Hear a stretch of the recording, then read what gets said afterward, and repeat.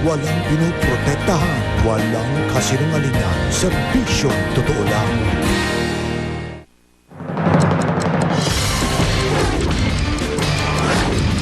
Posibilidad na nabaril ng mga pulis ang ilang napatay na hostage.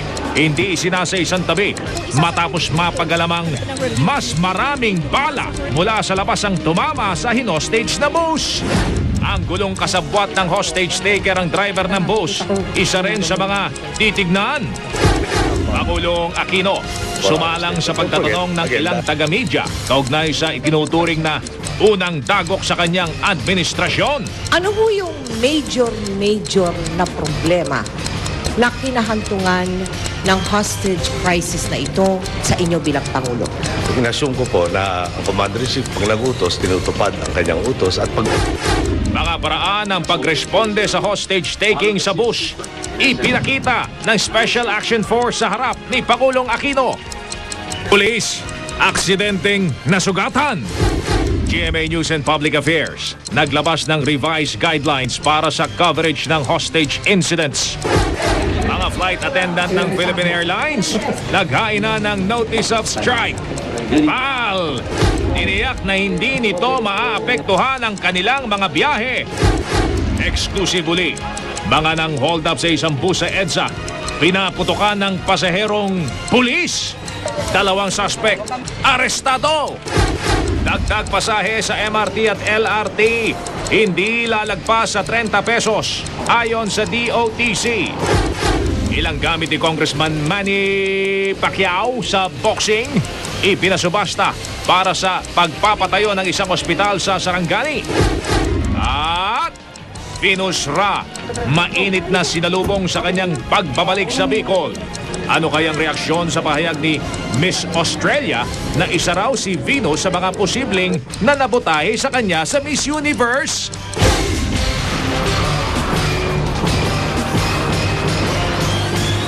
Mula sa GMA Network Center, narito si Mel Bianco, Mike Enriquez. Ito ang 24 Oras.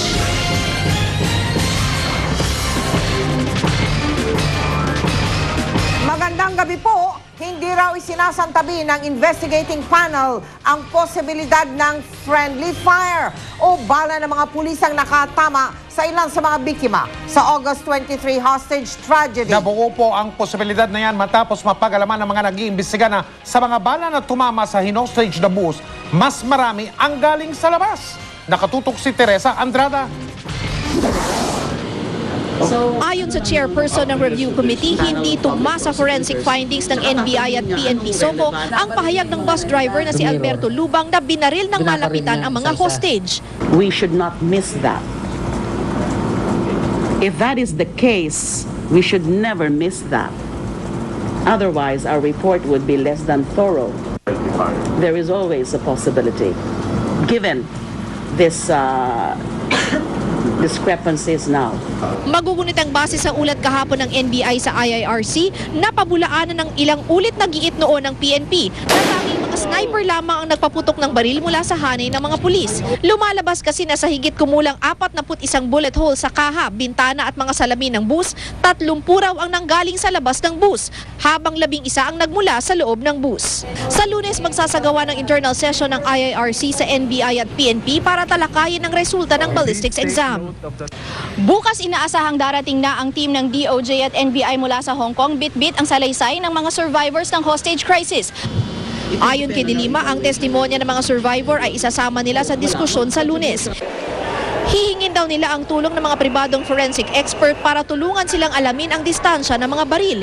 Hihingin din ng komite ang forensic report ng Hong Kong para sa bullet examination para mas mapabilis ang paglabas ng findings nito.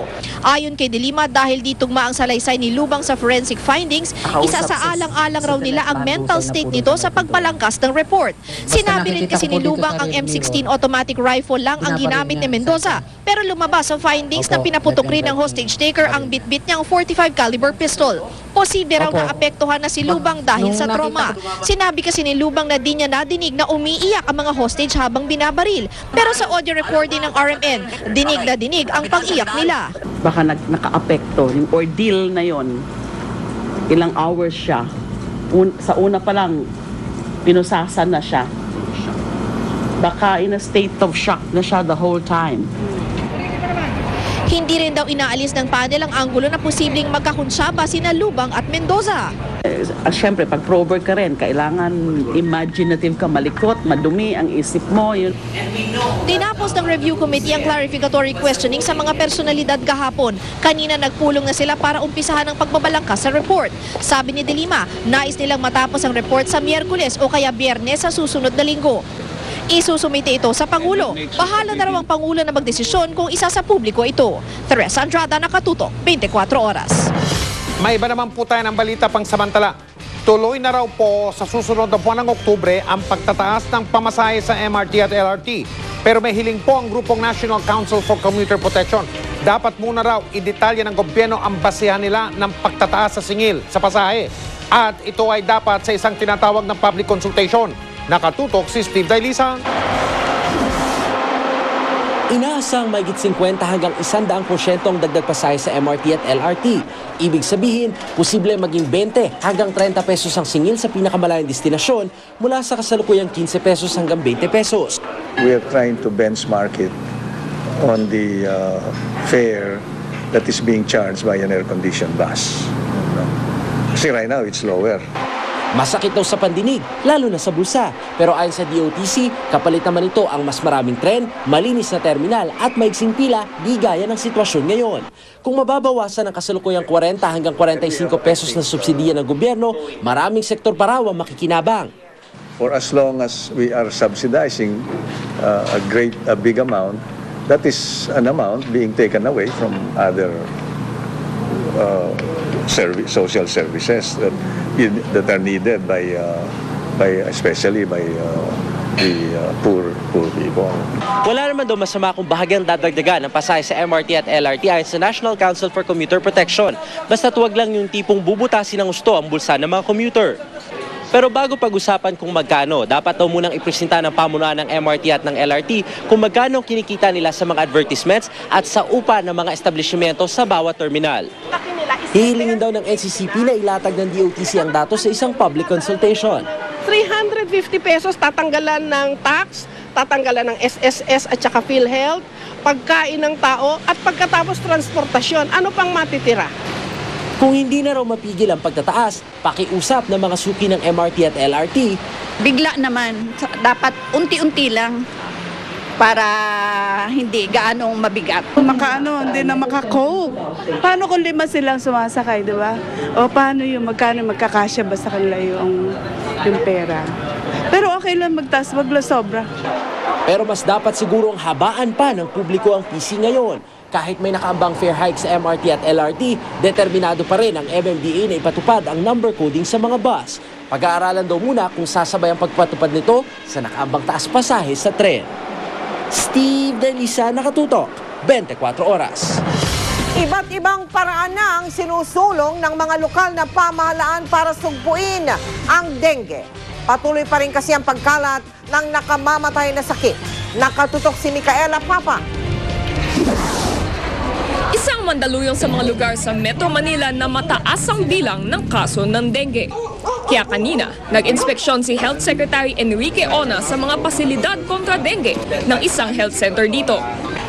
Mula Enero hanggang Setyembre, 251 na ang naitalang kaso ng dengue sa Mandaluyong. Halos kasing dami na ng naitalang kaso noong buong 2009. All outward pa. Inilunsad din kanina ang Iwas Dengue, Iwas Sakit campaign. Kasama sa kampanyang ito ang paglalagay ng mga OV trap sa iba't ibang lugar sa syudad na kadalasang pinamumugaran ng dengue mosquito. Ang OV trap ay isang itim na latang may lamang tubig. Inaasahang dito na lang mangingitlog ang mga lamok. Matapos ng 5 araw, papatayin ang mga kitikiti. Ang maganda rito, hindi mo lang pinapatay yung nanay na lamok, pinapatay mo yung buong henerasyon na lamok. Sa Alabel, Sarangani, 106 na ang hinihinalang may dengue mula June hanggang August. Ilan sa mga pasyente, dinadala na sa ospital sa General Santos City. Ma-declare ng state of calamity ang Alabel. Prioridad daw ngayon ni Sarangani Representative Manny Pacquiao ang pagdadagdag ng ospital sa probinsya. Ayon sa DOH, pinakamainam na pagtuunan ng pansin ang research upang makahanap ng iba pang lunas sa dengue. Micaela Papa, Nakatutok, 24 Oras. Tinapyasan ng halos 2 bilyong piso ang budget ng Department of Foreign Affairs para sa susunod na taon. Kaya naman nangangamba ang DFA. Baka makaapekto raw ito sa pagtulong sa mga OFW. Nakatutok si Ivan Mayrina. Lumapit sa GMA News ang isang pamilya mula sa Santa Rosa, Nueva Ecija para iparating ang isang panawagan sa Department of Foreign Affairs. Ang kanilang inaraw, kabilang sa mga nahatulang mabitay sa China dahil sa kasong may kinalaman sa droga. Hindi namin sila ipapakita o papangalanan alinsunod sa kondisyon ng Department of Foreign Affairs dahil kasalukuyang inaapela raw ang kasong ito sa China at maaring makaapekto sa diplomatic efforts ng gobyerno. Sana po magawa ng paraan ng gobyerno po na mapauwi po siya rito. Napag-usapan ang kasong ito sa budget hearing ng Department of Foreign Affairs sa House Appropriations Committee. Based on Chinese law, based on the decisions coming from the People's Supreme Court, I'm confident, Your Honor, that China will once again take a positive view on our approach for humanitarian grounds. Tiniyak ng DFA na inaapela na raw ito ng gobyerno at ginagamit ang parehong diplomatic at legal channels para maisalbang 5 Pinoy drug mules. Pero ang takot nila, dahil sa pagtapyas ang budget nila para sa susunod na taon, baka maapektuhan ang pagtulong sa mga OFW. 1.7 billion pesos daw ang tinapyas sa kanilang budget para sa 2011. Mula sa 12.6 billion ngayong taon, bababa ang budget ng kagawaran sa 10.9 billion. We will try to work it out within the organization so that one department can help the other department and so forth and so on. So we will try our best that the services do not suffer. Pero kahit anong pagsiguro na babahala ang militanteng grupong migrante sa magiging epekto ng budget cut sa kakayahan ng DFA na protektahan ng mahigit 8 milyong Pinoy na nakakalat sa iba't ibang panig ng mundo. Maapektuhan yung assistance to the national funds sa legal assistance funds. Ito ang pinaka-importanting serbisyo na pagkukuhanan ng ating mamayan kapag nasa labas ng bansa. Kapag tinanggal mo ito, parang hinugutan mo na rin ng oxygen ang isang mamayan naghihingalo. Ivan Mayrina, Nakatutok, 24 Oras. Kaligtasan mo sa Alerto 24.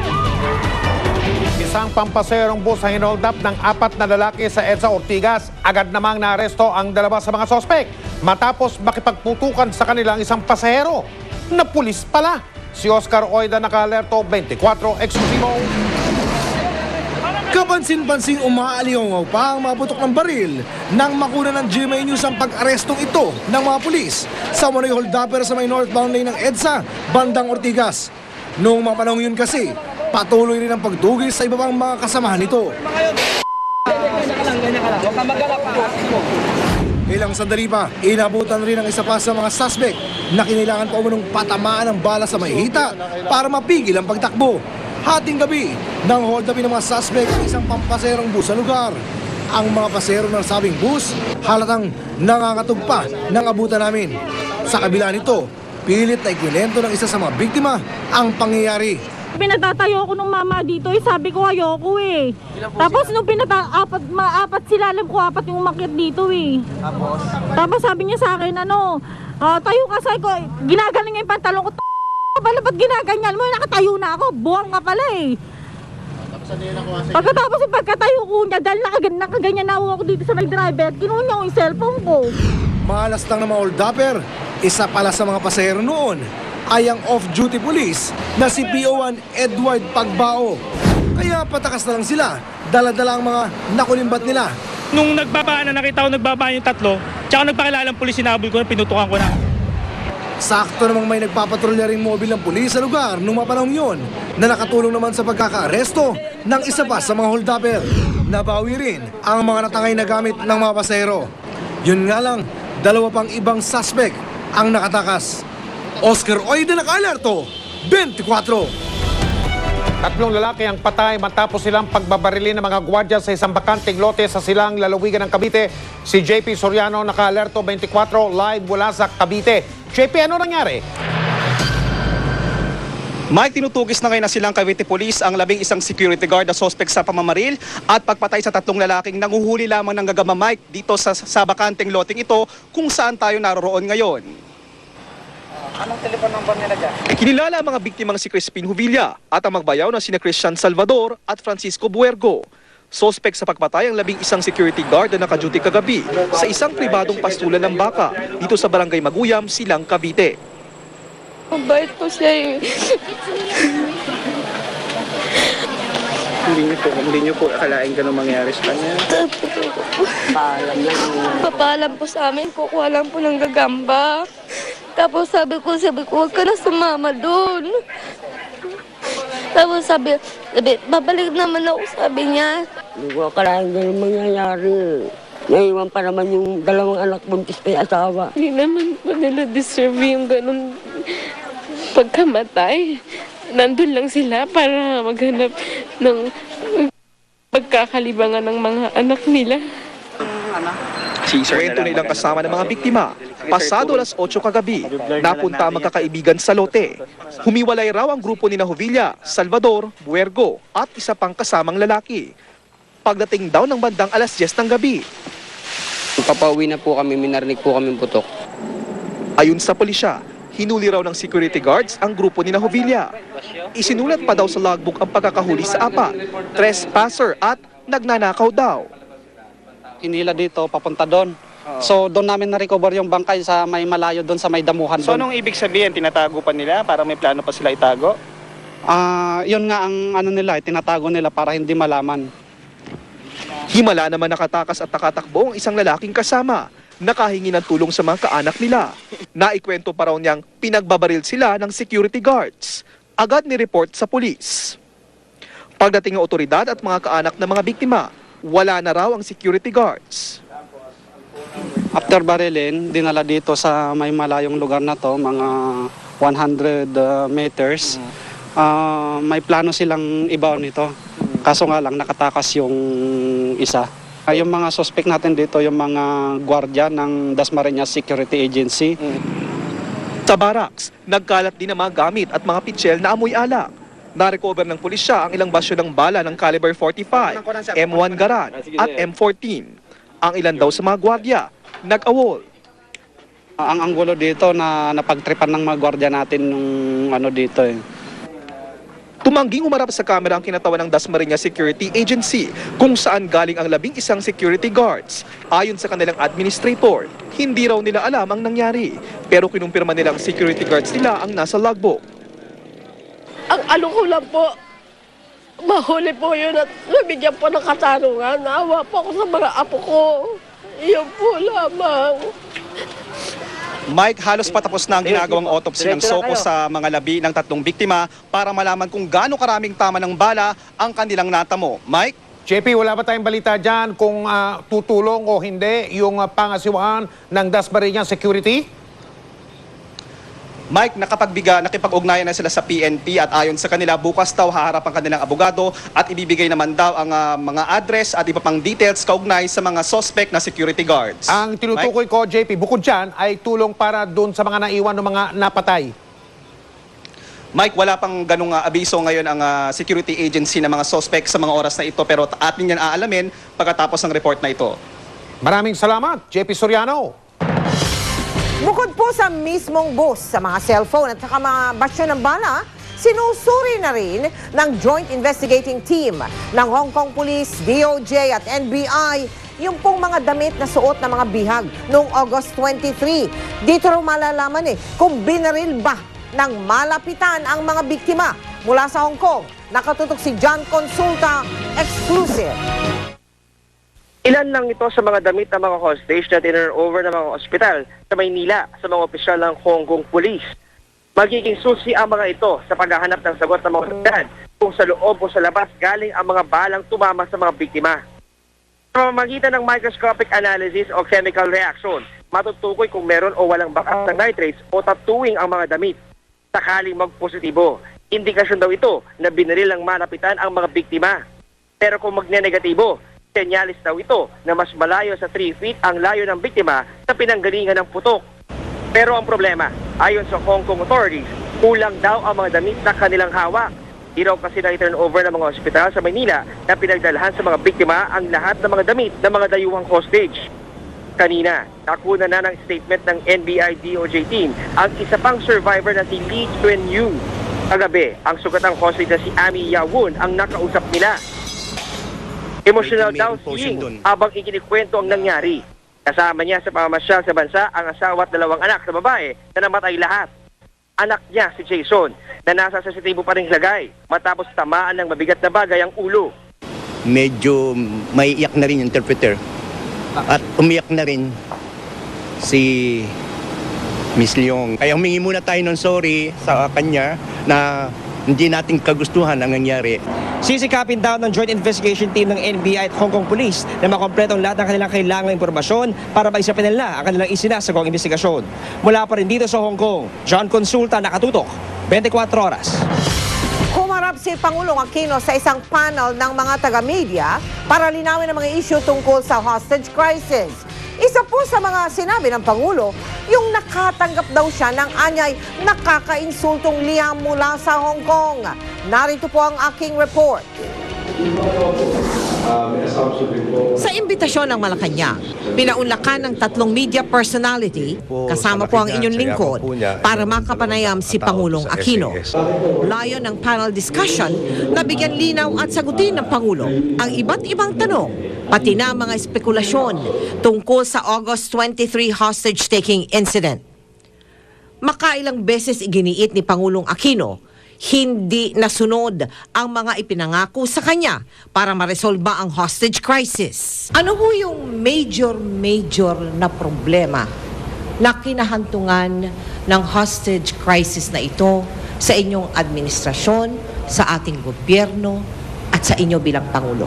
Inassume ko po na ang Commander-in-Chief pag nag-utos, tinutupad ang kanyang utos. Buong araw, mataas ang kumpiyansa natin na mareresolba itong isyong to na walang pagdadanak ng dugo. Sa akin pananaw po, parang napakatagal na pagkilos ng assaulting team. At again, no, bakit ang tagal? Sino nag-utos itong pagpuputok nito? Bakit kailangan putukan? At hindi kaya naisip ko anong magiging reaction ni Captain Mendoza, no? Umaga pa lamang, anya, ay na-brief na siya tungkol sa hostage-taking at mismong siya tumawag sa mga opisyal na kailangang tumutok sa sitwasyon. Kinumpirma rin ng Pangulo na totoong sumagi sa isip niyang siya na ang kumausap sa hostage-taker. Personally, gusto kong puntahan. Siguro ko kung baka naman galangin yung opisina ko, kung di man yung pagkatao ko, baka naman paniwalaan ako, baka naman pumayag sa akin. Masasabing hindi rin nakatulong sa Pangulo na nasa isang restaurant siya nung umabot na sa sukdulan ang sitwasyon sa Quirino.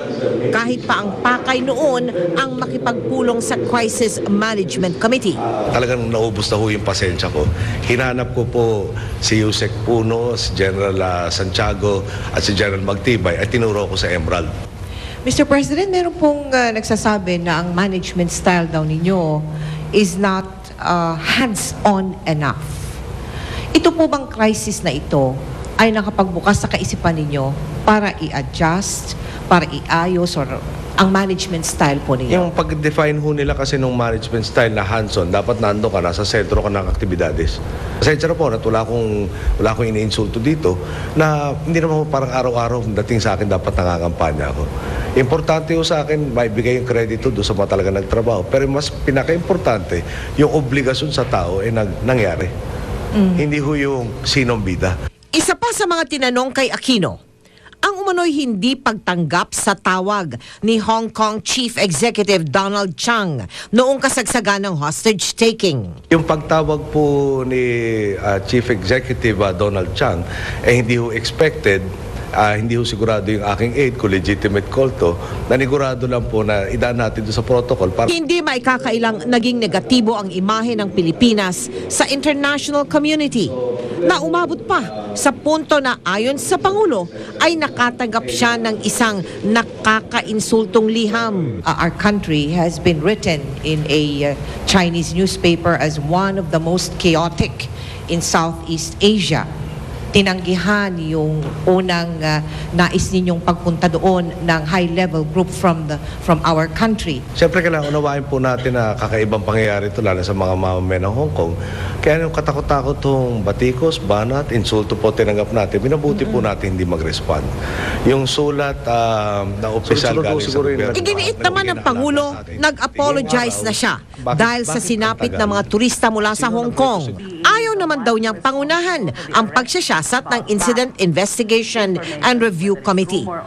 Pero ang tiyak niya, may masisibak. Gayunman, kasabay ng pagtiyak na ito ay ang pagtatanggol naman kina DILG Secretary Jessie Robredo at si Undersecretary Rico Puno. Nagkaroon na ho pala ng hindi pagkakaunawaan. Bakit pa siya itinalaga? In fairness to Secretary Robredo, he has demonstrated that there is a clear-cut and correct relationship between the two of us. So, will we change the appointment? That will be yung subject to further discussions between the two of us. Sa huli, umaasa ang Pangulo na maitutuwid din ang mga kamaliang nagawa sa pagtugon sa hostage crisis. What I was referring to, sir, is sa salitang tapatan, in hindsight now, wala po ba kayong episodes na sana ganitong ginawa ko, sana ganitong nangyari, sana inutos ko ito, sana nag-assign ako ng in charge of media para walang sabog sa wala po bang ganon? Walang episodes na pumapasok sa inyo? Well, nandun na ho yun. Yung katulad sa video in particular, sana nga I had time to sit down with them and tell them ganito dapat ang gagawin dito. But I think I had my plate really full on that particular day. Let me just say that this incident will not define this administration. Yung pong napanood yung pagbuo po ng media panel na kakapanayam sa Pangulo, idea raw mismo yon ni Pangulong Aquino. Ano nga bang nagtulak sa ating presidente para gawin niyang medyo kakaibang estilo na yan? Nakatutok si Sandra Aguinaldo. Ayon na rin mismo sa Malacanang, ngayon lang nangyari na inimbitahan ng isang pangulo ng bansa ang isang panel ng media sa palasyo para tanungin siya tungkol sa iba't ibang issue. Ang panel ay binubuo ni Mel Tiangco ng GMA Network, Ted Filon ng ABS-CBN at Paulo Bediones ng TV5. Dumating din ang iba pang miyembro ng media para makinig sa interview na tumagal ng 1.5 oras. Matapos ang panel interview, tinanong ang Pangulo kung bakit siya nagpatawag nito. Ang hinahabol ko lang ho dito, bigyan ako ng pagkakataon, pakinggan lang kung ano ho paniniwala na. Ako po yung matagal na nakasandal sa taong bayan. So, gagawin po nila yung palagay ko tama. Pero dito lang ho, ayoko lang ho mapasok na yung lahat ng batikos ang siyang naiiral sa diskusyon, umiiral sa diskusyon, at wala naman po yung katotohanan. Mabuti na ilagay sa record kung ano ba talaga ang pinagagawa natin ng araw na yon. Hinanakit ng Pangulo, maliraw ang ilang impormasyong naglabasan kung nasaan siya noong nagaganap ang hostage taking. Maraming haka-haka, pero yung iba talaga napaka-absurdo na ng mga sinasabi na nangyari. Meron nagtanong sa akin kamakailan na nasa Tagaytay raw ako nung nangyari itong crisis na to. Siguro kaya ko magtago ng itsura ko at saka itong mga PSG pwede magiging invisible para nandun ako sa Tagaytay. Nobody demonstrated any iota of proof. Ayon sa Pangulo, ideya niya mismo ang magpa-interview sa isang media panel. Ayon sa ilang insider, tutol ang ilang advisor ng Pangulo dito. Pero itinuloy pa rin ni Aquino sa kagustuhan makapagpaliwanag sa publiko.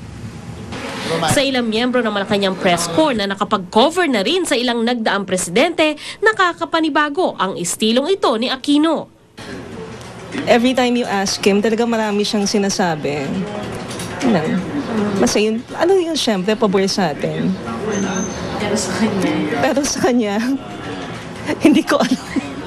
Depende. In fairness to him, at least ready siyang sumagot sa kahit anong gustong itanong sa kanya. Sa atin naman, on the part of the media, depende na sa atin yun. Binigay na sa atin lahat ng pagkakataon. Sandra Aguinaldo, nakatutok, 24 oras. Ipinakita ngayon ng PNP Special Action Force kay Pangulong Aquino ang kakayahan nito sa pagresponde sa isang hostage crisis. Yan ang tinutukan ni Rafi Tima live mula sa Camp Bagong Diwa. Rafi. May lang ginawang demonstration ng PNP Special Action Force sa halos kahalintulad ng nangyaring hostage taking sa Quirino Grandstand noong August 23.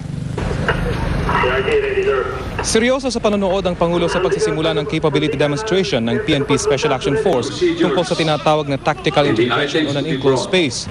Ang senaryo, isang busang na hostage at ang hostage taker may baril at granada.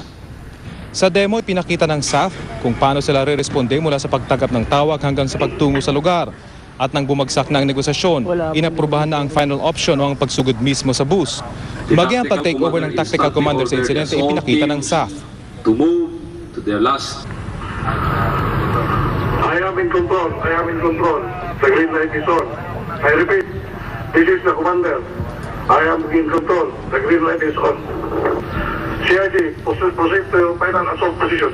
Tatlo ang plano ng SAF sa pagpasok sa bus. Sa Plan A, isang explosive device ang itinanim sa pintuan ng bus bilang distraction at may idinikit ding pampasabog sa bintana ng sasakyan. Submachine gun. They're going to take out the side mirrors of the bus.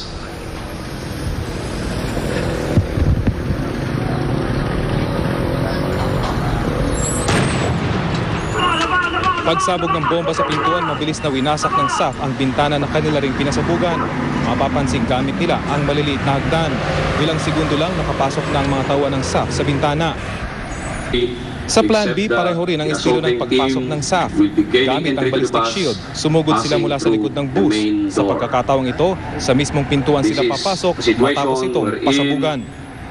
The entry team will not be able to gain entry using emergency door.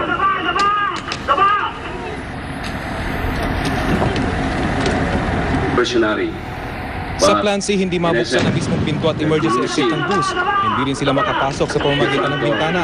Kaya isang B-150 armored vehicle ang kanilang ginamit para wasakin ang windshield ng bus at tapusin na ang hostage taking. At hindi pa pwedeng one-time exercise. Tuloy-tuloy na exercise yan. Nasiyahan naman daw ang Pangulo sa naturang demonstration. Bago umalis, chinek ng Pangulo ang mga kagamitan ng SAF, kabilang ang kanilang mga sniper rifles at rescue boats na locally manufactured. But we will continue improving yung techniques na yan.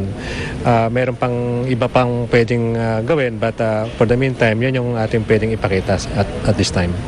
We will continue improve yung capability ng SAF, not only in training but also sa mga equipage. Isa naman ang bahagyang nasugatan ng membro ng assault team ng SAF. Ang SAF namang ito nagalusan din sa isinagawang demo, pero parte lang daw ito ng kanilang delikadong trabaho. Ayon sa SAF, ang kanilang mga dinemo ngayong araw, maliban na lamang doon sa B-150 Armored Personnel Carrier, ay naroon sa Quirino Grandstand nang mangyari ang hostage taking. Mel? Maraming salamat sa iyo, Rafi Tima. Sa ibang balita ulit, naghain na ng notice of strike ang PASAP o Flight Attendants and Stewards Association of the Philippines. Tiniyak naman ang pangisawaan ng Philippine Airlines na hindi maapektuhan ang operasyon ng kanilang kumpanya sakaling matuloy nga ang welga. Nakatutok si Ruth Cabal. Ilan sa mga basihan ng notice of strike ng FASAP ay ang 40-year-old compulsory retirement age para sa mga flight attendant, ang halos 1 taon daw na pregnancy leave without pay, at ang 3 taon daw na walang aumento sa sahod ng flight attendants. PAL is guilty of age and gender discrimination. We are saying enough. FASAP will go on strike to fight for respect and dignity as Filipino employees. Sa proseso ng National Conciliation and Mediation Board ng DOLE, may 15 araw pa para subukang mapagkasundo ang mga flight attendant at PAL management. Pag walang nabuong settlement sa loob ng 7 araw pagbobotohan ng union, kung payag nga silang mag-strike o hindi. Ayon sa FASAP, kapag natuloy ang strike nila, walang makakabiyahing eroplano ng PAL. May minimum requirement daw kasi sa sakay na cabin crew. Ang PAL management handa na raw sa ganitong senaryo. May mga standby crew naman daw sila at pwede rin kumuha sa sister company nilang Air Philippines. We assure our passengers that airline operations are normal and our flights are operating as scheduled.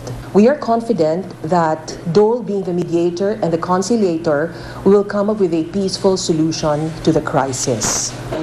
Dagdag pa ni Villaluna, nakakapagtaka raw ang reklamo ng mga flight attendants sa retirement age at maternity benefits dahil nakapaloob naman ng mga ito sa 2000 to 2005 collective bargaining agreement na pirmado ng mga opisyal ng FASAP.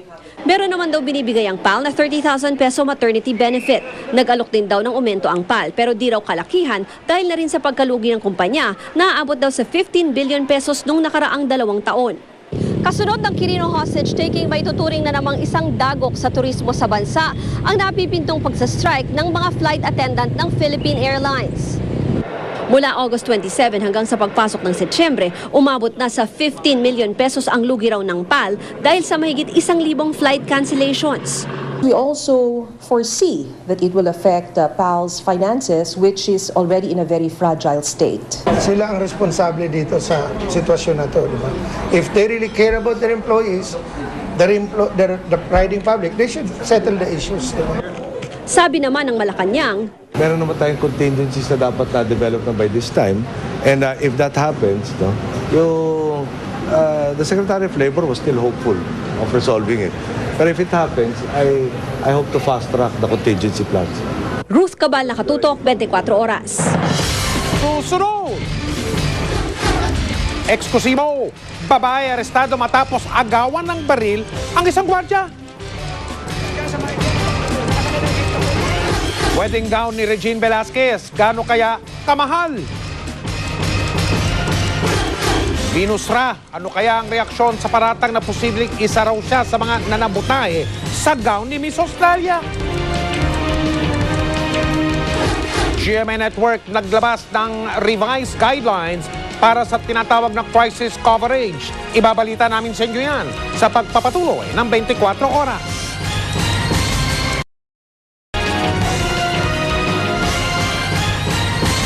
Nanindigan si Manila Mayor Alfredo Lim na wala raw mali sa utos niyang dalhin sa presinto sa Tondo ang kapatid ng hostage. Wala rin daw siyang pinagsisisihan sa kanyang ginawa sa kasagsagan ng pang-hostage noong Agosto 23. Nakatutok si Marie Sumali. Meron po. Ganon ang sinabi? Can you repeat? Ang sabi po niya, sa Tondo na lang yan dalhin. Pero hindi ko po alam kung anong pagkakataong yun ay nandun pa sa loob ng kwarto si SP Otto Gregorio at yung mga escort o kung nakalabas na sila. Siguro po para maging fair din kay Mayor Lim, siguro po ay nararapat na siya ang sumagot po doon. Ito ang sinabi kagabi ng tumayong ground commander noong August 23 na si Chief Superintendent Rodolfo Magtibay. Aminado si Magtibay na hindi raw malinaw sa kanila nang ipag-utos ni Manila Mayor Alfredo Lim na dalhin ang kapatid ng hostage taker na si SPO2 Gregorio Mendoza. Sabi ni SPO2 Mendoza, sa utos na ito ni Mayor Lim siya natakot, kaya tumakbo sa media noong gabi ng August 23 para humingi ng tulong. Ang pagwawala ni SPO2 Mendoza ang sinasabing nagpainit ng ulo ng hostage taker, kaya nagsimula umano itong mamaril ng mga hostage. Hindi tinanggi ni Mayor Lim ang utos niya na sa MPD headquarters o kaya sa presinto sa Tondo dalhin si SPO2 Mendoza. Pero wala raw siyang ibang ibig sabihin dito, gaya ng takot ni SPO2 Mendoza. Dapat daw kasi imbestigahan si SPO2 Mendoza base sa report ng hostage negotiator na si Superintendent Orlando Yebra. Sabi ko, headquarters o presinto sa Tondo para hindi ma-interview ng media. Kasi hostile nga siya noon eh. Hindi na siya kumo-cooperate eh. Para hindi na ma-escalate yung tension. Anong mapansin ko na medyo restless siya to restrain him in his movement. Baka mangagaw ng baril eh. Ayon kay Mayor Lim, maaaring isa sa naging mitsa ng pagwawala ng hostage taker ang pag-aresto sa kapatid. Pero may iba pa raw dahilan. Wala rin daw mali sa utos ng alkalde. Wala pong kayong regrets dun sa utos nyo? Wala. In hindsight? Wala. Kasi nung sabihin ko yon, wala naman nangyayari. Peace time pa rin eh. Kaya nung umalis ka ako, sinabi ko kay General Magtibay na baka abutin na kayo ng madaling araw o umaga. Waiting game na lang. Hintayin niyong mapagod, ma-exhaust. Si Lim ang tumayong chairman ng Crisis Management Committee noong August 23. Dahil dito, ayon kay dating Pangulong Joseph Estrada, malaki ang pananagutan ng alkalde. Bagay na ayaw namang sagutin ni Lim. Yung pagkakamali ng mga nasa ibaba niya ay siya nang umako. Those are occupational hazard. He's entitled to his own opinion. This is a free country. Maris Umali, Nakatutok, 24 Oras. Chika Minute! Mailap pa rin si Regine Velasquez sa mga tanong tungkol sa nalalapit na kasal nila ni Ogie Alcacid. Pero si Dr. Vicky Bello nagsalita na kung magkano talaga ang presyo ng wedding gown ni Regine. Makichika tayo kay Nelson Canlas. Pinabulaanan ni Dr. Vicky Bello ng milyones ang ginastos niya para sa Monique Louvier red wedding gown na regalo niya kay Regine Velasquez. Maari raw ganito ang presyo ng ibang gown ng Pinoy Hollywood designer, pero presyong kaibigan daw ang ibinigay sa kanila. I finally got the bill the other day and it's $8,000. So it's very far from the 30,000 what people are saying. Sa isang okasyon ng Belo, na corner ng GMA News ang Songbird para magbigay pa ng ibang detalye tungkol sa kanyang December wedding. Pina-finalize na raw nila ang kanilang guest list. Si Regine halatang ilag kapag ito ang pinag-uusapan pero bumigay na rin siya dahil sa dami ng mga tanong. Meron na kaming napiling lugar. Parang ayoko sabihin. Ito lalabas din naman. It's a beach wedding. Beach wedding siya. So. Matapos ang kasal, tutulak daw agad sa honeymoon sina Regina at Ogie. Pero sa ngayon, pinag-iisipan pa raw nila kung saan sila pupunta. We're looking around. Nagtatanong na kami kung... Kasi minsan mahirap din kaagad eh. Gusto niya naman Europe, pero hindi ko pa alam. Pero gusto ko kasi ma-beach kasi ako. So, gusto ko lang beach. Nelson Canlas updated sa Showbiz Happening. Sagot ni Venus Ra sa akusasyon ni Miss Australia na sinabotahe ito sa Miss Universe pageant. Tutukan yan sa pagbabalik ng Chika Minute. Sa gitna ng bad news, nariyan ang good news. Isang Brito na cancer survivor ang nagtatakang ikutin ang buong mundo sakay ng Autogyro. Yan po isang sasakyang panghimpapawid na mas maliit sa helicopter. Ang kanyang pakay, magbigay ng inspirasyon at pag-asa sa lahat ng nakikipaglaban sa sakit na cancer. Yan ang magandang balitang tinutukan ni Cesar Apolinario. Sa biglang tingin, mistulang junior-sized helicopter ang sasakyang panghimpapawid na ito.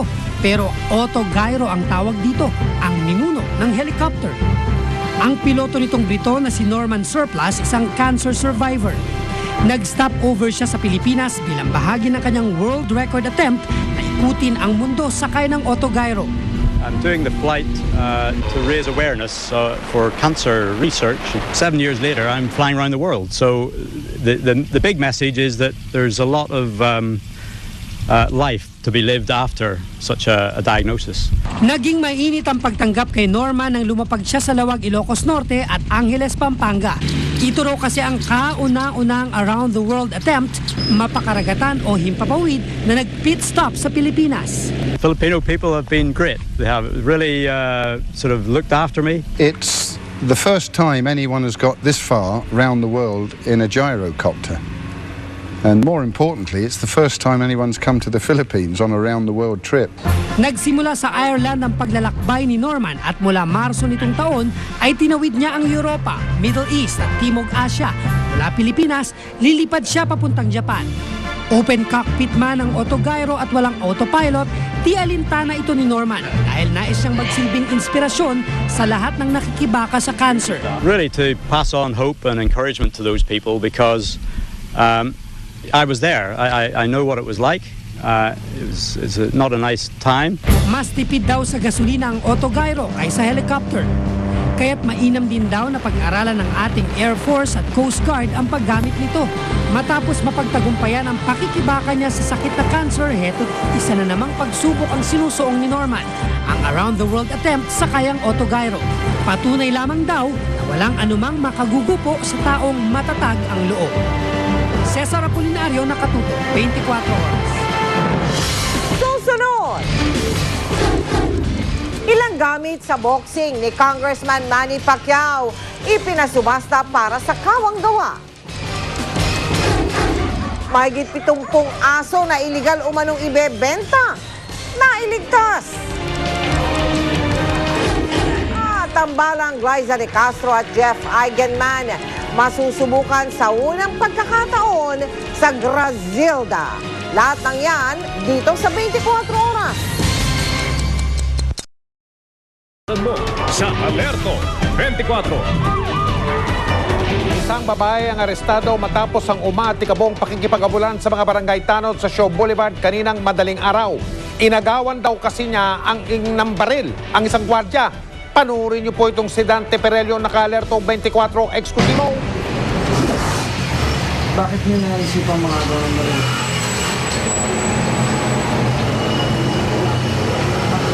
Anong paggagamitan niyo? Komang bibig at animoy walang naririnig ang 40 anyos na si Adora Sandoval tuwing aming tatanungin kung bakit niya naisipang agawan ng baril ang isang security guard bandang 1:00 ng madaling araw. Sa kwento ng gwardyang si Juanel Avenoha, kapapatay pa lang niya ng ilaw sa establishmentong kanyang binabantayan sa Maisho Boulevard. Nang mula sa dilim ay bigla na lamang sumulpot si Sandoval at simbilis ng kidlat na hinablot nito ang kanyang kalibre 38 service firearm sabay karipas ng takbo. Layo na, nakatawid na siya eh. Nagbigla din ako eh. Sabi ko, bahala na, habulin ko to. Bigla raw na walang parang bula si Sandoval, pero may nakapagturo sa guard na nakasakay na pala ito ng jeep. Tumawag pansin naman ang takbuhan sa kalsada sa grupo ng mga nagrorondang tanod sa lugar, kaya't nakihabol na rin ang mga ito. Todo tanggi pa ang sospek ng kapkapan siya ng mga tanod, pero agad na nakuha sa kanya ang itinakbo niyang baril. Laking gulat pa ng mga tanod nang malamang isa pa lang babae si Sandoval. Bubunutin pa nga niya yung baril. Buti na lang, marami kami. Kaya nahawakan namin yung kamay niya para. Hindi naman inaalis ng mga otoridad ang posibilidad na gagamitin sa pang-hold up ang baril o miyembro siya ng sindikatong Agaw Armas. Dinala na si Sandoval sa Women's Desk ng Mandaluyong Police para sampahan ng kasong theft at illegal possession of firearms and ammunition. Dante Perello, Nakaalerto, 24. Nagisa sa Senado ang mga opisyal ng Pag-ibig Fund dahil sa umunoy irregularidad sa pagpapautang sa isang developer ng mga bahay. Nakatutok si Bernadette Reyes. Ito ang Severa Village sa Mabalacat, Pampanga. May commercial complex at may itinayong paaralan. Tahimik at maayos ang lugar. Pero sa likod nito ay mga kwestiyon at aligasyon ng umano'y anomalya sa developer ng proyekto na Globe Asiatic. Ginamit daw kasi ng Globe Asiatic ang mga pangalan ng ilang Pag-ibig members na hindi naman daw talaga nag-apply ng housing loan para makakuha ng pera sa Pag-ibig. Sa kwento ni Marilyn, may mga kapitbahay daw siya na inalok ng pera. Kapalit umano ng pagpirma sa mga dokumentong layo makautang para sa pabahay sa Severa. Hihingan nila kami ng ID, birth certificate, at saka tapos pautangin nila kami ng halagang 3,000. Tapos wala kaming babayaran. Pagkapirma namin, wala na kaming babayaran. Sa Senate hearing, piniga ang Pag-ibig sa mga umano'y irregularidad na ito. Mga pautang daw ng Pag-ibig sa Globe Asiatic para sa Severa Village. 1,000 sa mga loans daw na ito ang hindi mahagilap. 400 sa mga nakapangalan sa loan ang hindi naman daw talaga nag-apply ng housing loan. At 200 ang kulang-kulang ang papeles pero nakautang. I think it's the Pag-ibig that should be in jail. This is totally unacceptable. This is gross corruption. I'm 110%. Nanindigan naman ang Pag-ibig na walang irregularidad sa mga pautang. Wala rin daw anomalya. Malamang daw ang nagkaproblema sa tinatawag na express system ng paglo-loan sa Pag-ibig. The express system natin, it requires a post-validation within a certain number of days from release of loans. Hindi nasunod yung established internal control measures. Hindi sunod yung procedures. Sino po ang nag-violate sa procedures? They're the ones processing the loans. Nagkakahalaga ng 850,000 pesos sa mga bahay dito sa St. Monique. 750,000 pesos ipinangutang raw sa Pag-ibig. Pero nang busisihin ng mga may-ari ng bahay ang kanilang mga naibayad, napag-alaman nilang hindi pala naire-remit sa Pag-ibig ang perang naibayad nila sa developer. Dahil sa gusot, natatakot tuloy ang ilang homeowners na mabaliwala ang perang naibayad na nila. Baka mamaya biglang mapalis kami, yung naman pinaghirapan ng mga mahal namin sa buhay, walang mangyari. Hindi na pwede, hindi na maglo-loan down, hindi na pwede ang Pag-ibig na magbigay ng loan. Kaya, kumbaga, no choice kami, in-house na daw. Binisita ng Globe Asiatic noong 1 linggo ang Severa Village. Paglilinaw nito, hindi sila pumapayag na ipangutang sa Pag-ibig ang bahay kung hindi pa aprobado ang housing loan. As long as you're Pag-ibig member, as long as you get a confirmation from Pag-ibig, which is the basis for our approval of your processing of your loan, actually, lahat sila qualified. Pag nag-loan ka, bumibili ka ng bahay. Talagang sa akin mapupunta yung bayad sa bahay. Kasi yung bahay ko binili mo. Sa Lunes, muling haharap sa Senado ang mga opisyal ng Pag-ibig upang mas mabigyang linaw ang kontrobersya. Bernadette Reyes, Nakatutok, 24 Oras. Abangan! Mga bading, nagtagisan sa basketball. Ilang malalayong eskwelahan sa norte inabot ng tulong ng GMA Kapuso Foundation. At si Lovie po, paano kaya pinaghandaan ang kanyang sexy pictorial? Tutukan dito lang sa 24 oras.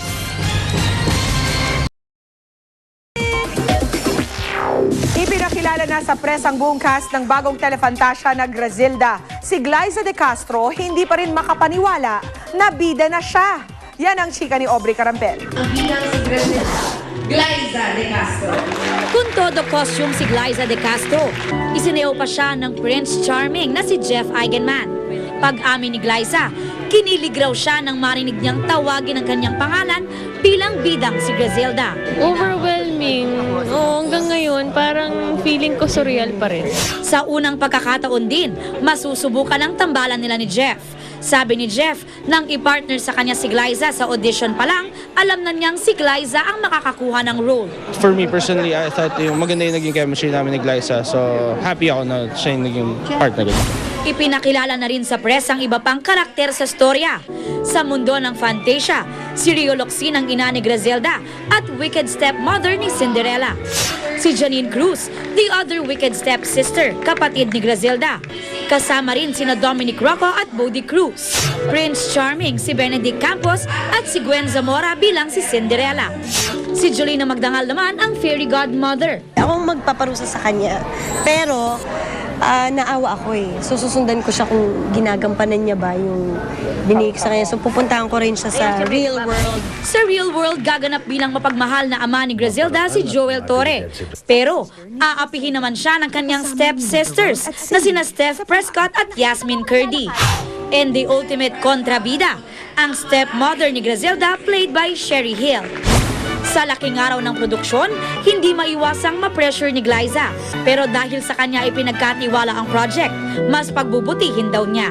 Binigyan ka ng ganitong project, hindi mo basta-basta bibigyan yung tao ng pwede na. Yung gano'n, yung mas na-challenge akong i-push yung sarili ko to the limit. Aubrey Carampel, updated sa Showbiz Happenings. I'll be back with more chika. Diyan lang kayo. Si Mel Tiangco, ang inyong kapusong totoo. Sa aming pagbisita sa mga pinapatayo nating mga silid-aralan sa malalayang lugar yan, maswerteng nakakapunta kami sa ilang sikat na pasyalan. Paminsan-minsan nalalaman din namin ang ilang makukulay na kasaysayan doon at minsan din mga storya ng buhay ng tao ang aming baon sa pag-uwi. Inumpisahan na ang pagpapagawa ng mga silid sa Abaca Elementary School sa Ilocos Norte. Talagang wala na kaming masabi kundi maraming salamat po sa GMA. Tanaw mula rito ang sikat na windmill ng bayan ng Bangi. Sa malapitan, abay, parang higanting electric fan ito. Ito ang nagsusupply ng kuryente sa maraming kabahayan sa rehiyon. At dahil maraming turista ang pumupunta doon, ang mga residente nakaisip ng gimmick para kumita. Ang pagbebenta ng mini version ng windmill. Ang Karuan Elementary School, unti-unting nabuo dahil sa pagkakawang gawa ng iba't ibang tao. Nariyan ang lupang donasyon lamang ng isang mabait na residente dito. At ngayon, isang bagong tulong ang dumating.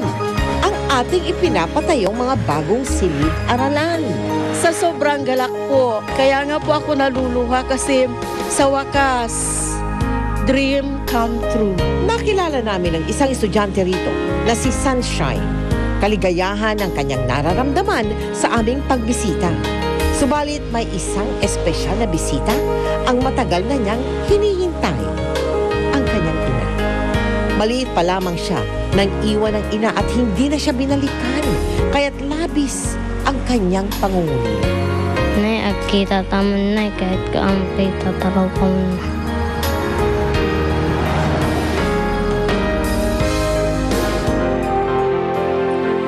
Kay Aling Brenda Balmores, sana po ay napanood ninyo ang pagsusumamo na inyong anak na si Sunshine na naiwan ninyo sa Ilocos Norte at sana ay magkaroon ng puwang sa inyong puso na dalawin ang inyong anak. maaari din po kayong makipag-ugnayan sa GMA Kapuso Foundation. Samantala, pasalamatan natin muli ang Mariwasasayam Ceramics Incorporated sa mga tiles at mga tabla na ginamit sa mga kisame ng mga paaralan, sa Philmetal din sa pagbibigay naman nila ng napakalaking diskwento sa yero at sa NKD International Trading Corporation na nagbigay naman ng iba't ibang construction materials. Maraming salamat po. Susunod! Mahigit 70 asong iligal umanong ibebenta. Nasagip! Lovie Poe, ano kaya ang sikreto sa pagiging sexy? At ang reaksyon ni Venus Ra sa paratang na posibleng isa raw siya sa mga nanabutahe kay Miss Australia nung nakaraan Miss Universe pageant. Tututukan natin yan sa pagpapatuloy ng 24 oras.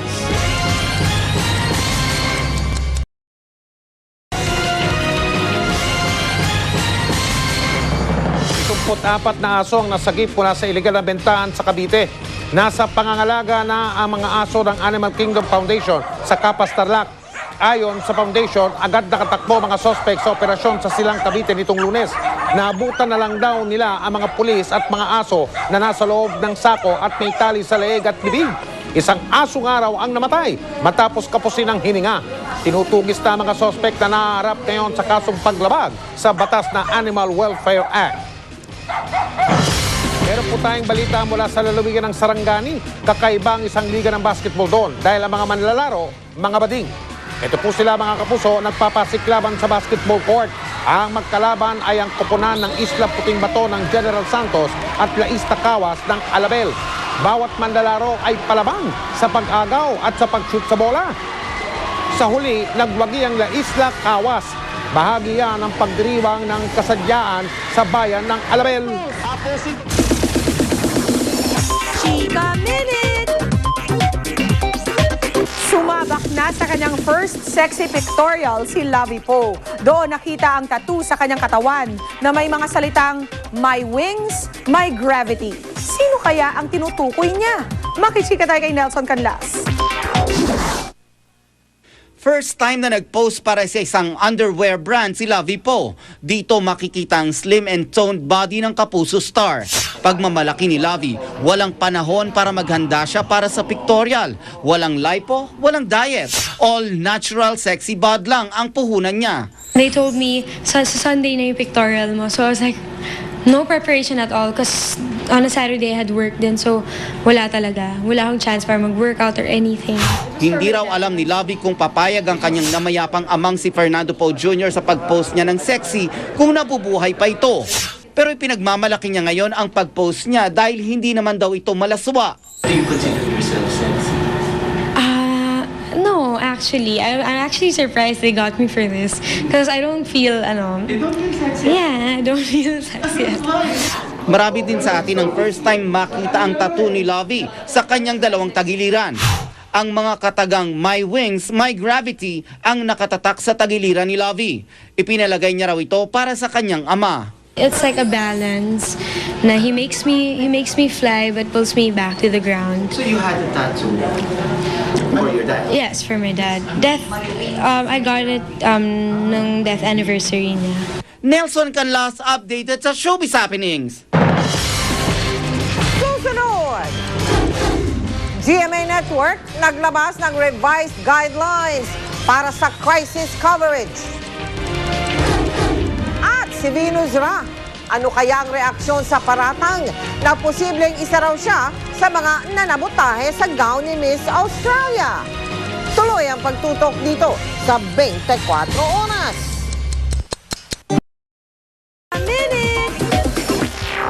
Enjoy si Miss Universe 4th runner-up Maria Venus Ra sa kanyang pag-uwi sa Camarines Sur. Ano kaya ang masasabi ni Venus sa isyong pinaghihinalaan daw siya ni Miss Australia na sumabutahe sa national costume nito? Nakatutok si Rauna Crisostomo. Tila buong bayan ng Batuca, Camarines Sur ang sumalubong kay Venus Ra. Sa dami ng tao sa kalsada kahit pa umaambon, di na halos makausad ang sinasakyan ng Beauty Queen. May banda at escort ding nagmamarcha, pati mga bata nakiparada. Hindi pa Matatapos sa parada ang pagsalubong ng mga taga-Bato kay Venus Ra dahil ang kalsadang ito isinarado na. At dito sa loob ng gym, gaganapin ang Victory Ball para sa kanilang Miss Universe. Hindi rin naiiba ang eksena sa Nabwa, bayang dinaanan ng motorcade ni Venus. Tinilian, pinagkaguluhan at pinalakpakan ng beauty queen. Panandalian ding natigil ang ginagawa ng mga taga-Iriga, mabati at masilayan lang si Venus. Alam ko na marami pero hindi ko siguro in-expect na ganun kadami. Ayaw naman maniwala ni Venus sa balibalitang isa siya sa mga pinaghihinalaang sumabutahe raw sa national costume ni Miss Australia. Bintang ni Miss Australia, may naglagay daw ng pin sa national costume niya bago sa kasagsagan ng Miss Universe pageant sa Las Vegas, Nevada. At ang posible raw gumawa nito ang mga kandidata mula sa Mexico, Pilipinas at Central at South America. Maniniwala ako na galing sa kanya yon if napanood ko sa YouTube na siya yung nagsasalita na sinasabi niya na Miss Philippines, kung ganon maniniwala ako na galing yun sa kanya. Pero kung nabasa lang nila sa blog, nabasa sa Yahoo or whatsoever, hindi naman ako maniniwala. Kagabi naman muling rumampa at sumayaw si Venus sa Miss Bicolanda 2010, ang pageant na kanyang pinagmulan. Pinarangalan din siya ng Naga City Government. Lalo namang pinatingkad ng mga Kapuso Stars ang gabi kasama si Carla Abellana na nag-host ng pageant, Rocco Nasino na nagbigay ng dance number at Steven Silva na nangharana sa mga kandidata. Mula rito sa Camarines Sur, Rana Crisostomo, nakatutok 24 oras. Yan ang latest sa Chika Minute. Tutok uli bukas for more showbiz updates. Ako po si Pia Guanyo. Mel, Mike? Salamat, Pia. Ang nangyari po noong August 23 ay nagbunsod sa amin dito sa GMA News and Public Affairs na muling pag-aralan ang aming mga panuntunan sa coverage at ang aming mga naging aksyon noong araw na iyon. Bumuo po kami ng mas detalyadong panuntunan para sa aming mga tauhan sa News Department. Kaugnay sa mga coverage, sa mga krisis, sa mga insidenteng may dalang matinding panganib. Ito po ngayon ang GMA Network Ethical and Safety Guidelines for Crisis Coverage. Maging lubos na maingat sa pagsasahimpapawid ng live interviews at live coverage sa hostage-taking at iba pang sitwasyon na may kaugnayan sa law enforcement operations, lalo na kung ito'y may bantang panganib sa ating field personnel. Sa iba pang napasali sa insidente at sa publiko, laging isipin na posibleng may nakatayang buhay dito. Kung sakaling may live coverage, iwasang ipaalam sa pamagitan ng video at sa audio ang mga plano, ang pwesto, ang paggalaw, armas at preparasyon ng mga law enforcers. Iwasang interbyuhin o kausapin ang hostage takers, ang mga taong posibleng magpakamatay at ibang target ng law enforcement operations. Tanggihan ang pakiusap ng pulis na makipag-negotiate o kaya'y pumagitna sa mga nabanggit. Kung may tunay na mabigat na dahilan, ipaalam ito sa top management na titimbang ng mabuti sa sitwasyon at siyang magdedesisyon. Huwag kailanman ilarawang katanggap-tanggap ang aksyon ng mga hostage takers, ng mga potential suicides at ibang target ng law enforcers. Ipagpalagay na ang hostage taker at ibang target ng operasyon ng mga otoridad ay nakakapanood o nakikinig sa ginagawang pagbabalita sa telebisyon, sa radyo, cellphone o tawag mula sa iba na nakakapanood mula sa ibang media. Isaisip na anuman ang ikinikilos ng hostage taker o gunman, siya ay wala sa matinong pag-iisip at siya'y mapanganib. At posibleng may intensyon na pumatay. Ipagpalagay lagi na ang pulis ay hindi pa handa o wala pang kakayahang magpatupad agad ng crowd control o pakikipagkoordinasyon sa media sa tuwing may emergency. Dapat ay alam natin ang ating mga limitasyon sa pagko-cover at pag-broadcast. Ipagpalagay na nanonood ng mga bata kaya dapat ingatan ang mga salita at video na ipinapakita. Ipaliwanag sa mga nanonood kung bakit hindi natin isasaimpapawid muna ang ilang sensitibong impormasyon. Huwag munang ibalita kung may namatay hanggat hindi ito tinitiyak ng mga otoridad o hanggat maaari ay naipaalam na ito sa mga malapit na kaanak. Sa coverage ng crisis na may kaugnayan sa law enforcement at rescue operations, ang mga coverage team ay dapat gumamit ng angkop na tinatawag na protective equipment, kabilang ang bulletproof vest, mga helmet, gas mask at life vest. Mag-assign ng mga profesional mula sa ating organisasyon para tumutok sa ethical, safety at non-technical aspects ng crisis coverage at magbigay ng feedback sa mga nagdedesisyon ukol sa pagsasayang papawid ng coverage kung ang coverage ay lumilihis sa standards for safety and conduct. Maaari magpadala ng safety officers at mga news manager para ma-check ang safety preparations ng field personnel.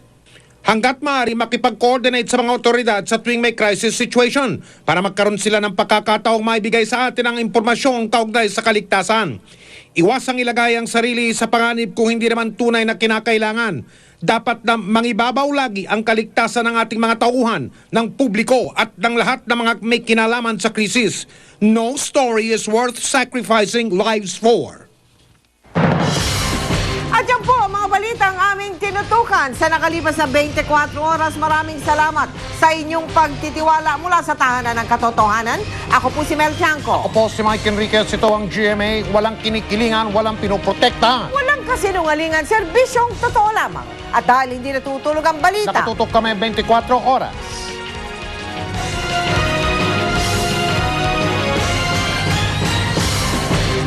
hapon.